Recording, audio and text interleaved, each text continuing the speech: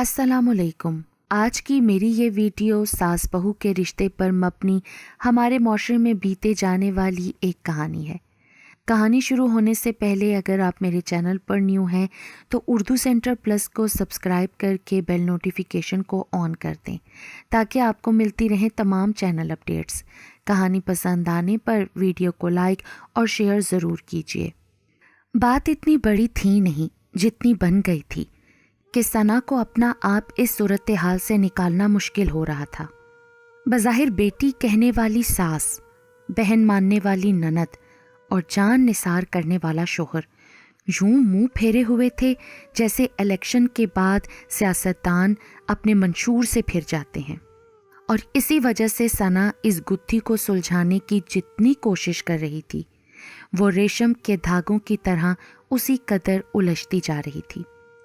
कोई उसको सुनने को तैयार नहीं था कि ये महज एक गलत फहमी है। मामला राई के पहाड़ की मानिद हुआ जा रहा था।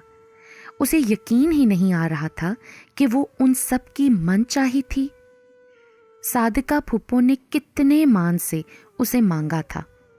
अपनी सब भतीजियों में सना उन्हें सबसे प्यारी थी।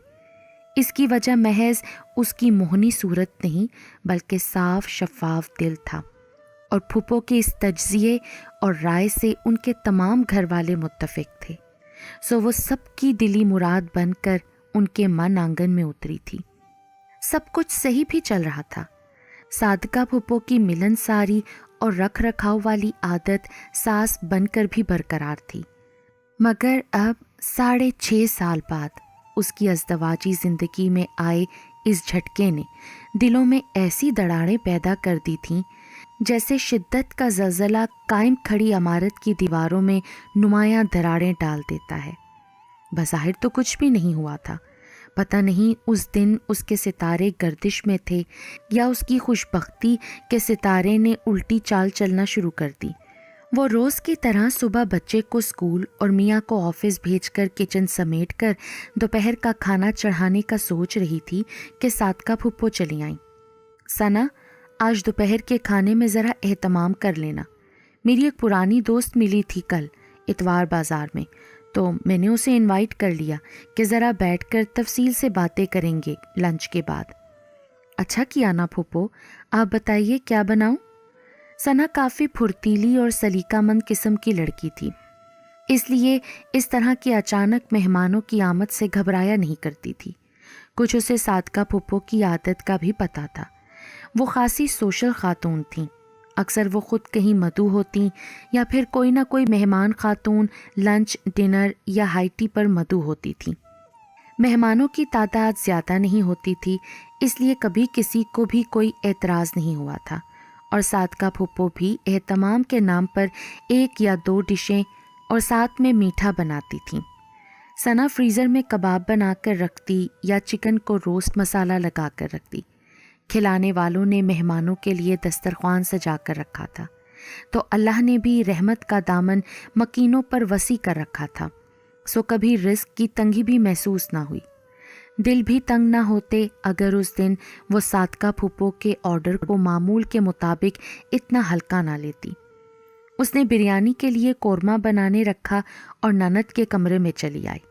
वो इम्तिहानात से फारिग होकर प्रैक्टिकल की तैयारी कर रही थी।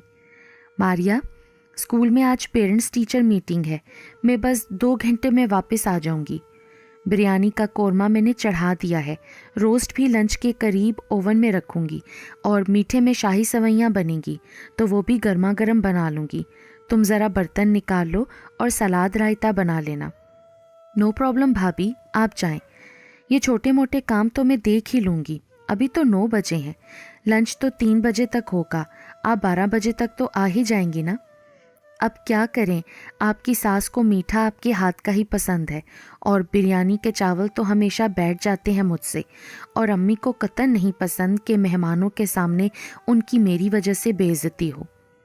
मारिया ने आखिरी जुमला मुंह बनाकर कहा तो सना हंसती।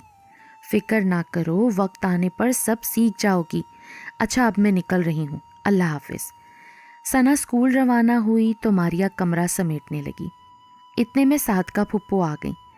मारिया, तुम ज़रा अच्छा सा ड्रेस निकाल लो, اور سنو، ذرا خاص قسم کے گیسٹ ہیں، اچھی طرح سے تیار ہو کر آنا اور نہانے سے پہلے ماسی سے سر پر کھڑے ہو کر صفائی کروانا۔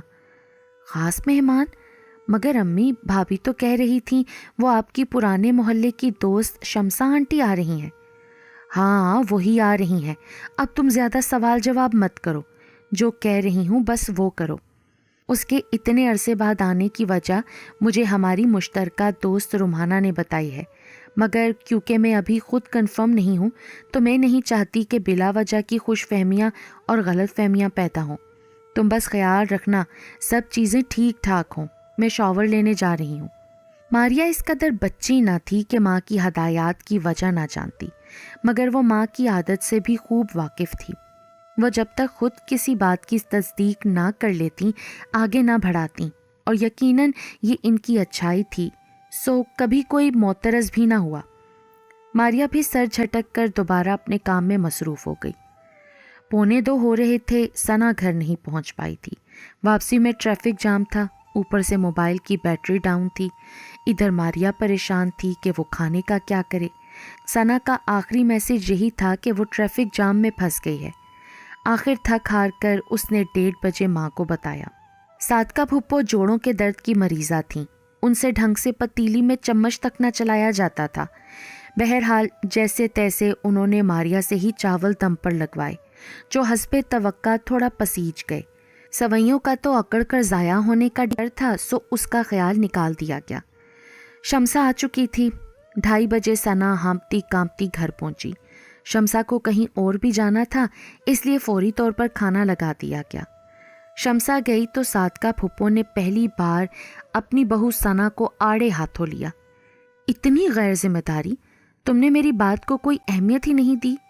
تم اگر ذمہ داری سے وقت پر آ جاتی تو آج جو سب کی مجھے محسوس ہوئی میں اس سے بچ جاتی۔ پھپھو یقین مانے میں صحیح وقت پر نکل گئی تھی، مگر راستے میں ایک جگہ دھرنا تھا اور ٹریفک بہت جام تھا، اور پھر میں ماریا سے کہہ کر گئی تھی کہ وہ دیکھ لے۔ کیا مطلب ہے بھابھی؟ میں نے کیا کیا ہے؟ آپ نے جو کہا وہ تو میں نے کر دیا تھا۔ آپ نے خود ہی کہا تھا کہ آپ باقی چیزیں خود دیکھیں گی۔ ماریا جو پہلے ہی ماں سے سخت سن کر بھری بیٹھی تھی، بھڑک اٹھی۔ ثنا اپنی غلطی ماننا سیکھو، نہ کہ دوسروں پر ڈالنا۔ تم نے آج بتا دیا نا کہ تم اس گھر کی بہو ہی ہو، ورنہ یہ بھی ہو سکتا تھا کہ تم میٹنگ چھوڑ دیتی۔ ایسا کون سا طوفان آ جاتا اسکول میں؟ مگر تمہیں لگتا ہے کہ بس تم جو سمجھ رہی ہو کر رہی ہو بس وہی صحیح ہے۔ میری ہی غلطی ہے کہ میں نے تمہیں سارا گھر سونپ دیا اور تمہیں با اختیار کر کے خود بے اختیار ہو گئی۔ صادقہ پھپھو یہ کہہ کر تن فن کرتی کمرے سے چلی گئی۔ ماریا نے بھی ان کی تقلید کی اور ثنا حیران پریشان کھڑی رہ گئی۔ شام میں آیان کی دفتر سے واپسی پر صادقہ پھپھو نے سارا معاملہ اپنے بیٹے کے گوش گزار کر دیا۔ ثنا کچن سے چائے بنا کر لائی تو ایان کے بدلے لب و لہجے نے اسے اندر تک لرزا دیا۔ یہ میں کیا سن رہا ہوں ثنا؟ ایان پلیز آپ تو میری بات سنیں اور سمجھیں، میں نے کچھ بھی جان بوجھ کر نہیں کیا، وہ تو… ثنا نے بڑی امید سے اپنا مقدمہ لڑنا چاہا۔ بلا وجہ کی بحث مت کرو، تمہاری سنوں؟ کیا مطلب اس بات کا کہ تم صحیح ہو اور میری ماں بہن غلط ہیں؟ بجائے اس کے کہ تم اپنی لاپرواہی اور غلطی کی معافی مانگو، تم الٹا بحث مباحثے پر اتر آئی ہو، اور تو اور مجھے بدگمان کرنے لگی ہو میری ماں اور بہن کے لیے۔ کان کھول کر سن لو ثنا، میں ان مردوں میں سے نہیں جو بیوی کے کہنے میں آ کر ماں بہنوں سے بددل ہو جاتے ہیں۔ تمہارے لیے یہی بہتر ہے کہ اپنی غلطی مانو، معافی مانگو اور آئندہ محتاط رہو۔ آیان دو ٹوک لہجے میں کہتے ہوئے ٹی وی پر چلتے ٹاک شو کی جانب متوجہ ہو گئے۔ پھپھو میں معافی چاہتی ہوں کہ میری وجہ سے آپ کو خفت کا سامنا کرنا پڑا، روحانسی آواز میں کہہ کر ثنا نے چائے کی ٹرے اٹھائی اور رات کی ہنڈیا دیکھنے کچن میں واپس آ گئی۔ صادقہ بیگم نے شفقت سے بیٹے کے سر پر ہاتھ پھیرا۔ جیتے رہو میرے بیٹے، تم جیسے بیٹے نا ماؤں کا مان رکھتے ہیں۔ پھر انہوں نے ماریا کو آواز لگائی، ارے ماریا ذرا اپنی خالہ کو لندن کال تو ملاؤ، وہ واٹس ایپ پر۔ اور کچن میں موجود اپنی پلکوں کے گیلے گوشے ٹشو سے خشک کرتی ثنا کے لبوں پر ایک دم پھیکی مسکراہٹ ابھر آئی اور وہ زیر لب بڑبڑائی، زمانہ بے شک جدید ہو گیا، مگر عورت آج بھی اسی قدیم سوچ کی قیدی ہے کہ تخت حکمرانی پر حکمرانی صرف اس کی ہو۔ اس نے کہیں پڑھا تھا، آج مان بھی لیا تھا کہ ساس کبھی ماں نہیں بن سکتی اور بہو بیٹی کی جگہ نہیں لے سکتی۔